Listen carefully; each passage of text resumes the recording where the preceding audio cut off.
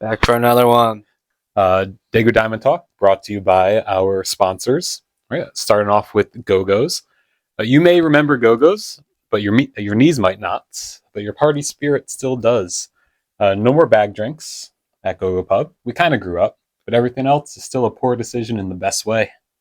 They've got cocktails strong enough to make you text your ex. Hookah clouds thicker than your last I'm done drinking promise. A dance floor that does not judge. Beer pong like you're back in college, but better aim, hopefully. It's the same Go-Go's energy, just upgraded and slightly more responsible. Results may vary after 2 drinks. Downtown Daegu, Go-Go's, don't overthink it, just show up. All right, so that's our headlining sponsor.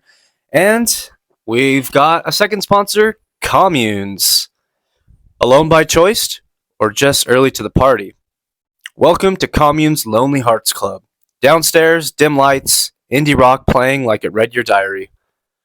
Songs that hit a little too close after your third drink. It's dim enough that you forget what time it is and who you came with. Open mic, shoot your shot, miss your shot, still get applause. And Wednesday trivia where Google isn't allowed, but confidence is. Come alone, leave with a story, or at least a questionable decision. Communes, it's not lonely down here. All right, thank you again, Go-Go's and Communes. Let's jump right on into it. This is championship weekend. We had the field, Susong Citizens Park, from 12 p.m. to 10 p.m., so full day. I think probably the latest we've ever played. Yeah. That I can recall. A lot of people from past seasons, current season, a lot of families came out. We'll kind of get more into that a little bit later, but a lot of vets showed up, and it was well received and well appreciated. We did have time to celebrate. 2 people got inducted into the Hall of Fame on championship weekend. Mm-hmm. First being Nicola Berry, who's since gone back to Wales, so she's not in the country presently. Right, and I think Amber took the... Yep, so receiving the induction on her behalf was her niece, Amber Berry. Mm-hmm. And also Eddie Majors was inducted. So, nice. I know that was a little... Emotional for everybody involved. Right. Me too. But he will be missed. He'll be missed and well-deserved on getting into the Hall. I do want to say, just kind of like leading up to the games and to the day, it was just another chaotic day, I think, at the field. They had a little maybe soccer tournament going on at the soccer field. So, I think a lot of people who want to set up, they want to drive their car close to the entrance of the field. And with that many people walking around and just that much chaos, it's tough to kind of, set up like you want. I know Richard, I rode in with him, and he was a little bummed that there were so many people there, but I think he still drove on anyway. Yeah, so. I saw you guys pull up. And you guys did pull up during our first game. So take it away. 12 p.m. We had 50 going on 5 at the Monsters. So this is the 6-3 game. Mm-hmm. This game was, I think, a lot closer than a lot of people expected. You want that one, right? Yep, I did. It was back and forth. 50 going on 5 had almost everybody show up. Couple 5-run innings here, a couple shutout innings for 50 going on 5. Monsters scored just a little bit more in every inning, just enough to keep them ahead at the end of every inning. So again, LV, they haven't, consistently fielded a full roster, right? Probably since like week 1 or 2. Yeah. And this week, barring injuries, I think they had a full squad, right? A couple people are banged up on their side, but I think, they did fall a little bit short in this one, the final being 16-21 Monsters. But I think if they had, their full squad there consistently, they probably would have had a little more time to gel and make that close game just a little bit closer or potentially be on top. So, but like they had all season, it was pretty close, just a little bit short, but they're a much scarier team than the ending record shows. Absolutely. For 50 going on 5. They have some impressive wins, like I mentioned, and they easily could have won that game if maybe the ball would have bounced differently. So. A couple more calls by the umps there. But they did play hard. Monsters just, I guess, got them at the end. They had a full team. A couple standout performers from 50 going on 5. So we'll give a shout out to the captain, Quentin Stollery. Went 3 for 3 with the, I believe. What did I say? Well, the notes say RBIs. We'll take it as more than one. I think it was a 3-3. Maybe he had 3 RBIs. Yeah, that sounds right. And on the Monsters, That's John Yu, I believe. Mm-hmm. Went 4 for 4 with 4 RBIs. 2 runs, including 2 home runs. I made a couple editing mistakes. We fired our intern. So, anyways, good game by 50s, but their season ended after the first game, which I've always said, if you're not going to win the championship, the second best outcome is to lose the first game. Right, and just have the whole day to just booze, get your drinks in, get your food, talk to everyone at the field. That's always a fun time to get that first game out of the way, right. And enjoy the day. And it was a hot one. It was a hot one that day. I know Cheech, I think he brought a couple of those tents out. Was it him? Those are from him. J-Ho on the Warriors brought 3 or 4 coolers full of ice. He brought the little aircon machine you might have noticed in the visiting dugout, not where the bars are. So just those little things, they really made a big difference. So people could, like we have in the past, set up camping chairs on the field, and not just melt out there, right? I think we learned our lesson from last year's finals. But so the 50 season end, the Monsters continue to the semis, and that brings us to our second game of the day. And a couple of editing errors on my part. All right, let's see if I got it right going forward. 2 p.m., we had Hellhounds at Defying Strikes. This was one that I really wanted to watch. 4-5 matchup, both great teams. And I think we could have picked either one of these teams to win this. We took it chalk, but it was a close game. We both picked Defying Strikes. So close through the first 2 innings of this one, one run game after 2. Defying Strikes jumped out to a lead, while Hellhounds kind of were quiet the next couple innings. Later in the game, though, Hellhounds started to come back, a little more barking, right? Vibes are up. And then, just like that, after 6, it's 17-18 Defying Strikes. Hellhounds being the away team, the lower seed, they were up in the top of the 7th, managed to get 1 run across, so it's 18-18 going to the bottom of the 7th. And with that being said, Defying Strikes, they run into their first 2 outs, both force outs at third, I believe. So heads up plays, getting the lead runner, for them not to advance. 2 outs, I believe. Then we have runners on second and first. Screzzi's up to bat and just doing what he does. Finds a pitch that he can hit, and I think it was probably into right field over the second baseman's head, if I remember right, somewhere kind of shallow outfield. And then whoever was on second, was it Nao? Yep. Enough time for her to score, and that's kind of how that one ended. So 18-19, Defying Strikes took that one, and they move on. So let's look at some standouts from that game. I don't know how to use Max. No. There we are. So for the Hounds, who stood out to you? Andres, rookie this year. Not sure how much experience he has playing baseball, but he's fast and he gets to the ball quick. And when he does make contact, he's quick on the base pads. So for him, 3 for 3 on the day, 1 RBI, 3 runs scored, and also just because they had another really good performer, we didn't want to just limit it to one person on the Hellhounds. Anna, 4 for 4, 3 runs, 2 RBIs, and a leadoff home run in that game. So huge from them too, for those 2. And besides Dan, who stood out for you on Defying Strikes? We're gonna give this one to BJ Trowbridge. 4 for 4, 3 RBIs, and 2 runs. So doing everything he could to get the Defying Strikes to advance in that one. Having a bunch of fun out there. And having some fun. Where's he normally playing on defense? Outfield mostly. I believe, yeah. Somewhere. Good. All right. So those are the first 2 games, and then everything else is. It's always. And then you're going to play the 1 and 2 seeds, right? So Matt won the later game in the day. So Defying Strikes are then playing the highest seed, Monsters. So Monsters at Defying Strike. Monsters at Stranger Swings. That's you. Sorry. Monsters at Stranger Swings. This one, I'll take this one. Monsters coming off some rest in between games, right? So a lot of them are getting there early, 11:30. Yep. They get that win, and then they have a little bit of break, whether they're drinking, whether they're getting some food in their system. The legs are kind of getting cold. They got to warm back up again. I guess we just kind of started off a little bit hotter than them, and we just never let the gas up. Monsters put up one run or less in 5 of their 7 innings, right? So, Yeah. Not a good way to win a game. But our defense, really came out strong in that one. We had a full roster. We're moving Alex Yoon around from second to first. We got a lot of moving pieces, but everyone really gels, when they take the field.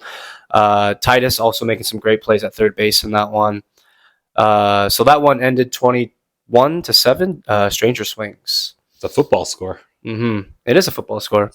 That's probably the hottest game of the day at 4 p.m., right? It was a hot one. My ears still a little bit burnt. Picked off the scab, started bleeding. Don't need to talk about that.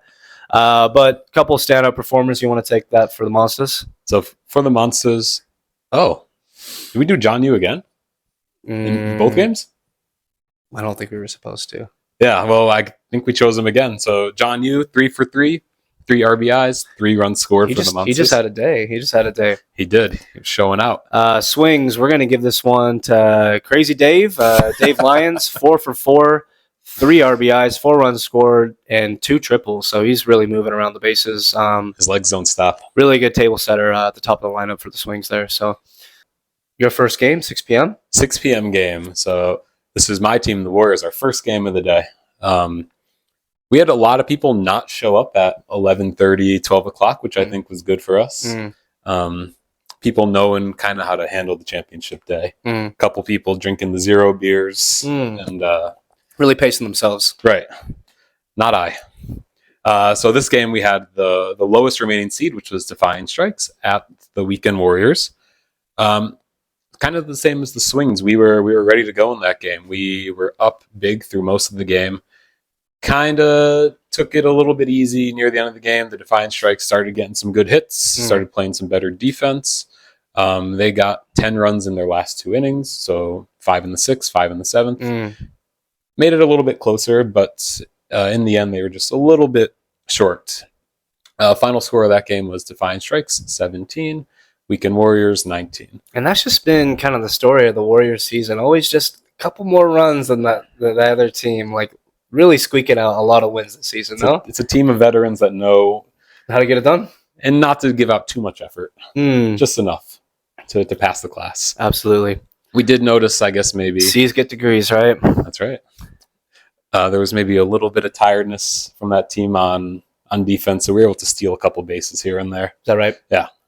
Again, that's the veteran craftiness coming out. Awesome. So for Defying Strikes, they end their season there, but nonetheless a great season. They had a really well-rounded team. Ellie picked a good one this year. They were scary.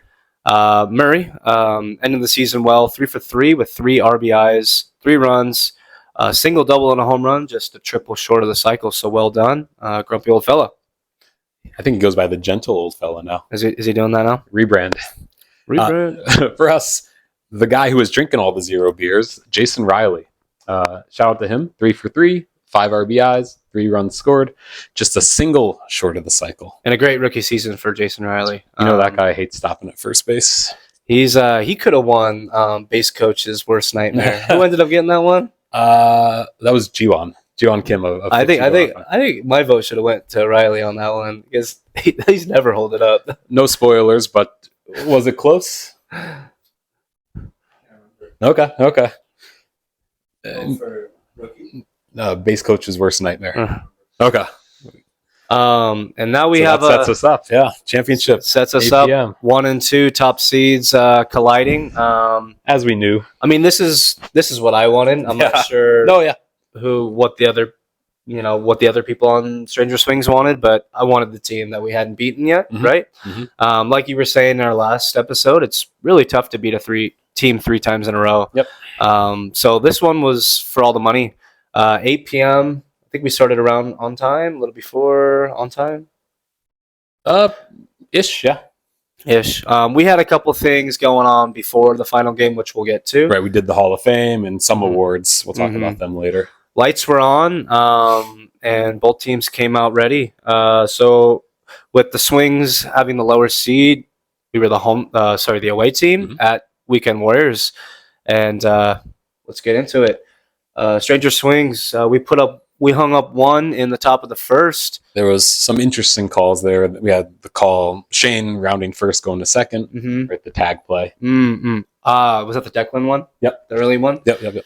I still stand by. He had the ball in his bare hand, and he tagged him with his glove. But we don't really have to. Umps never make a bad call. They never make the wrong call either. But if that wasn't enough, the next batter was Elvie. Mm-hmm. She got on first. The batter after her, whoever that was, hit her with the ball.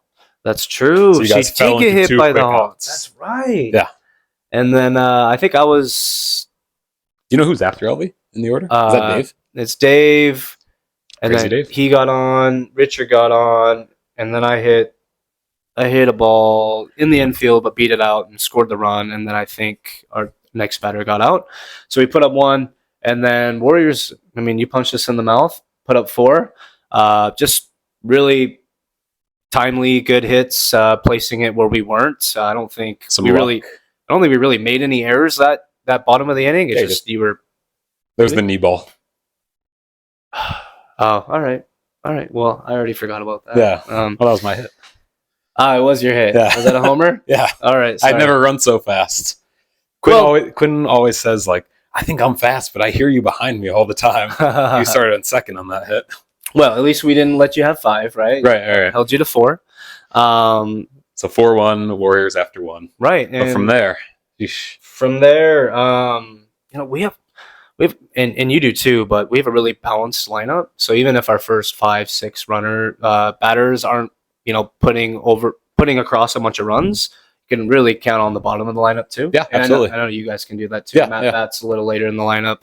Robert, and it's DSL, the hits will fall in, etc. So, and by this point, we're all swarmed with bugs. Right? Oh my god, the bugs are taking over the lighting. Right, it's tough for me to pitch. Yeah. Like I'm hitting bugs as I'm pitching it, and that was kind of a barrier that we all had to get over together. Not sure if I'd rather have that or the rain or what would you rather have? I guess like when you're in the moment, like you're not really seeing them too much. But do you remember the Jabba Chamberlain Yankees at Indians at this time, 2007 playoffs? That was the famous game where don't give me that. He's covered in bugs. All right, I believe you. Yeah, I don't want to do baseball history right now. That's how it felt. But the rest of the game, I mean, I guess I could say our defense settled in. Yeah, right. You scored 4 in the first inning, mm-hmm. and then without kind of giving away too much. Not so many. Not so much after that. Not so much after, right? Where Liam really showed out for us. Grunting as he's hitting, and I think he said he had no beers leading up to the game. Like he wanted to win. Mm-hmm. And I guess Liam put a serious face on. He's not usually super serious around the diamond, but he put a serious face on, and he had a couple huge clutch home runs for us. And played a good outfield. Played a good second base, really moving all over the diamond. And I guess at the end of the day, we both held each other to our lowest runs scored of the season. Right. Which, you're playing for all the marbles. The defense kind of takes over, I guess. Yeah. It was a great game. It was a great game. And before, we shout out who won the game, I guess you can notice we're in a different spot than we're usually in. Mm-hmm. LV Studio. We moved to the CU. We got kicked out of the CU. Got kicked out of the CU. A little too rowdy over there. But we are at one of the DSL captain's house. He played in the finals. Had a stellar season. And really led the Stranger Swings to a great season. And with none other to do, let's bring out Robert Henry. Welcome to the couch. And he's got some hardware. Oh my god. Oh. Robert, how you doing today? Hey, good. Thanks, guys. Thanks, guys, for having me on. Can you see over that? You barely see over that. Don't slouch. The hardware. Yeah. It's heavy. Cool. So I guess should we end the game or should we ask about the season? Let's wrap it up and let's get into the season. Right. So as we said, the defense has really showed up. No runs allowed by either team in the 6th or 7th innings. Right. You guys managed to put us down like a hellhound in the bottom of the 7th, send us down 1, 2, 3. And what was the final score of the championship? 14-8, a low-scoring one. If I would have put an over/under on that game, I would have definitely called something more like 30, right? Yeah. But 22 total runs scored. That's a good one. Probably one of the lowest in a while Mhm. for a championship game. So, winning captain. Talk us through the season, like from the draft through the. You had a great season. The team had a great season. How was it this year? Yeah, it was really great. I think just from the get-go, the team was just win, wanting to win. Mm-hmm. Right from the start, we knew we had it in us. Yeah, it was great. Really great. We can move this for you. I can hold it. Not yet. you gotta earn that one, Greg. Yeah, it was good. I mean, from draft day, I knew I had a good squad. I know it went too. for lots of speed, lots of solid defense sort of thing. Mm-hmm. And it was just a matter of putting all the pieces together, right? Mhm, The Warriors had us the first 2 games. Mm-hmm. And then, when we actually had our full 13 there, it paid dividend. Right. We were missing Alex a lot this season. Picked up Maddie, halfway, maybe a little less than halfway through the season. So, like any team, you're going to have moving pieces. We didn't have any crazy injuries, though, did we? Like nobody really missing got games because of injuries. Because of injury. Just family commitments on our sort of team, things like that. right? As a whole, the league actually didn't have that many injuries, which was Wow. really great this year. That is great.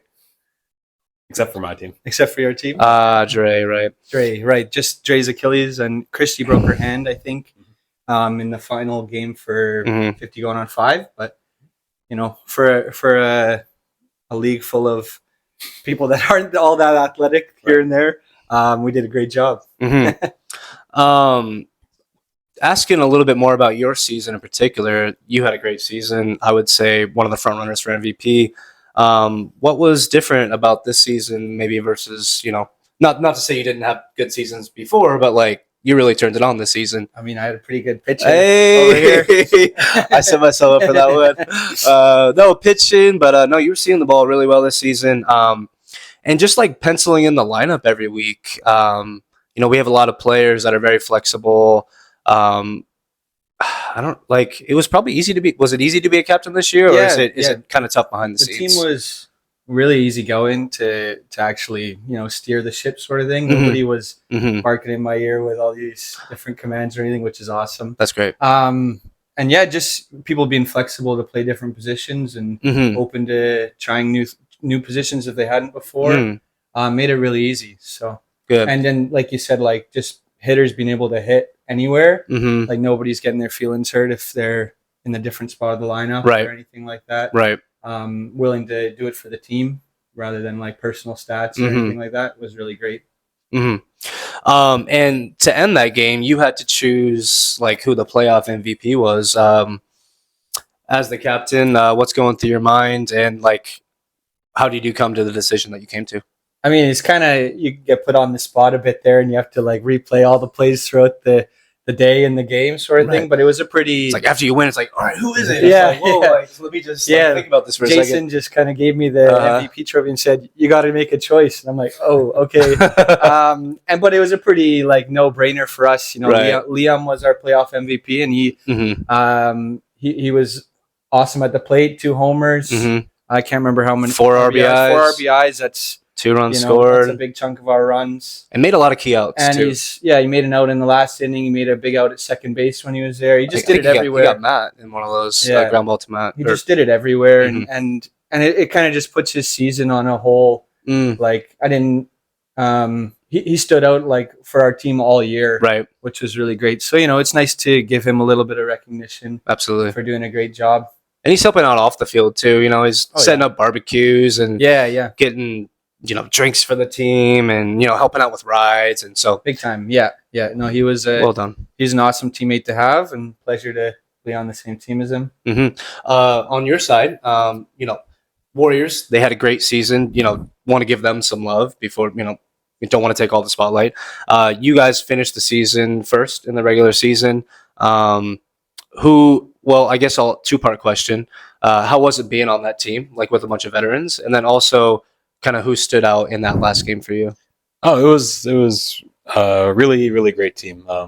I've not played with a lot of those guys on that team. Mhm. Some of the older, more established guys. But no, everyone was super supportive. And, it was really good culture of the DSL to spend time with all of those guys. Mm-hmm. Talking to Matt, he had said it's one of his favorite teams that he had been on or captained. And, we're disappointed to fall a little bit short, but we've got our team party this coming Saturday before we hang out, and I think vibes will be high. To answer the other question, who stood out during the championship game, give a shout out to one of the vets, Quinn Walker. He went 3 for 3, single, double, triple, 2 RBIs, 1 run scored, and playing some good defense, some good catches out in the outfield. He played. Did he move away from left field? Like, that's the only position. Well, no, he played a little first. Yeah, right? he fills in at first. He fills in at first when Garland is sitting. All right, I thought he was like always in left field, but he did play predominantly in left field. Right? Yep, maybe 1 or 2 innings a game at first. So I guess sum up the championship game. I think we can agree, really good game. A couple more hits of the swings found the turf. A couple more of our hits found your gloves. Right? Great defense on both sides and well earned. And congratulations to both of you. Thank you. Season 20, it's a good one. Is this your first spring championship? Yeah, that was my first time playing in a championship game in spring, and wow, it's good to get the win. The last season I was injured, and then the 2 seasons before we were knocked out first game. So I'm used to being drunk. By the time that drunk by 3 p.m. So it was a much different. What's a better feeling? Winning, it's definitely more fun. A little bit more stressful for sure, but I'd rather be on this side of it every time. Absolutely. Yeah. So looking ahead, we're filming on Thursday. Hopefully we can get this out before the big league party. But we do have Narito coming up 6:30 p.m. That's where we're going to give individual awards. Individual accolades, and then just get together one last time before everyone kind of goes their separate ways for the summer. Meet up, kind of a new thing for the league to have a separate awards party outside of the championship, right? And I'm sure LV's kind of spearheading that, right? Like she's doing a lot. So thank her. We should say 2 of the awards were announced on championship day. One of them was the Dan Lacey Award for person you'd most like to drink a beer with, won by Richard Garland of the Warriors. So they had a nice little fireball shot before the game. Well deserved. Maybe you voted for him to get a drink in him before the championship game. Yeah, definitely. Little games. We were trying to get the shotgun going, but they had it with past Dan Lacey Award winners too, and Dave Lyons won it last year, so it would have been a pretty even playing field. But I don't think either of them really wanted to shotgun a beer before the game. I think that's a cool tradition, like inviting everyone, past winners. Yeah. Like that's really cool. Yeah. There was Woody, Hebs, Quentin Cooper, Dave, and now Garland, and Dan Lacey himself was there. Wreaking chaos throughout the day. And who was the second award? That was the Mulaski Salary Award for the league contributor. That was like a couple parts. I think for the first time in history, it went to 4 people this year. Yeah, it was hard to pick. We had Jeonju-gyeon, Pune, EJ Ho, and Troy. Right, holding it down at the bar. All right, so a bunch more awards to give out. So hopefully we'll all see you there at 6:30 p.m. Narito, and then maybe visit a couple more of our sponsors later in the night. I guess, from Greg and I, thank you for viewing this whole season.